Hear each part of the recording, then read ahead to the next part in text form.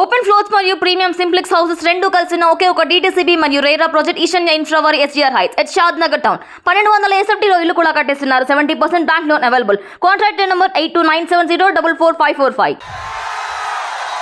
గట్టిగా చెప్పాలి. నేను ఒక విషయం అడుగుతున్నా,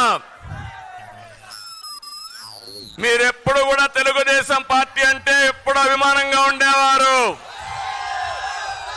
జనసేన పార్టీ పైన కూడా అభిమానం ఎక్కువ ఉండే జిల్లా ఈ జిల్లా. మొట్టమొదటిసారిగా ఒక్కసారి తప్పుటడుగేశారు. అది 2019లో. అవునా కాదా అని మిమ్మల్ని అడుగుతున్నా.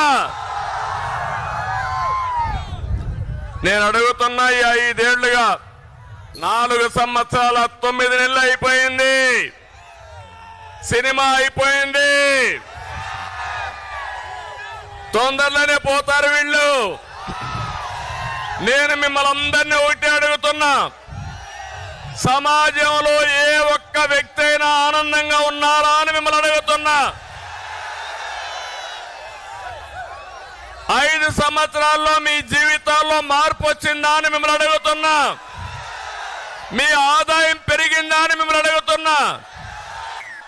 అంటే మాయ మాటలు ఎవ్రీడే చెప్తున్నాడు ఈ ముఖ్యమంత్రి. నేనేదో పనిచేసా బటన్ నొక్కానని. తమ్ముడు, నాకు కథ జ్ఞాపకం వస్తా ఉంది. ఒక రాజా అనే వ్యక్తి ఎప్పుడు సైకిల్ ఎక్కి తిరిగేవాడు. ఏ కష్టం లేదు, పెట్రోల్ ఖర్చు లేదు. ఎక్కడికి పోవాలన్నా సైకిల్ మీద దూసుకెళ్లిపోయేవాడు. సాఫీగా జరిగింది. ఒక వ్యక్తి వచ్చాడు, అతను అడిగాడు, నువ్వు నాతో రా, నిన్ను బ్రహ్మాండంగా స్పీడ్గా తీసుకుపోతాను, స్వర్గాన్ని చూపిస్తానన్నాడు. Motor bike ఎక్కించుకున్నాడు.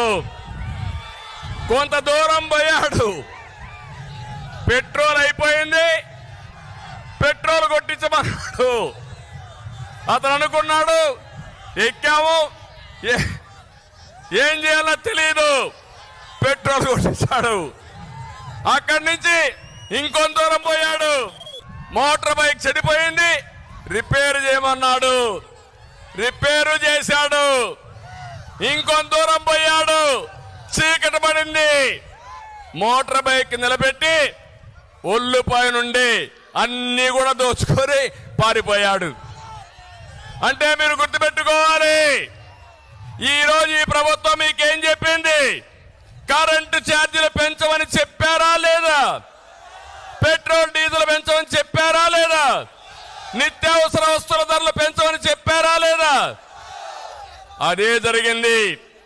పెట్రోల్ పోయించడం అంటే పన్నులు వేయడం, రిపేర్లు చేయించడం అంటే ఎక్కడికక్కడ ఇష్టానుసారంగా అన్ని విధాలుగా దోచేయడం. మూడోది, రాష్ట్రాన్నే విధ్వంసం చేశాడు.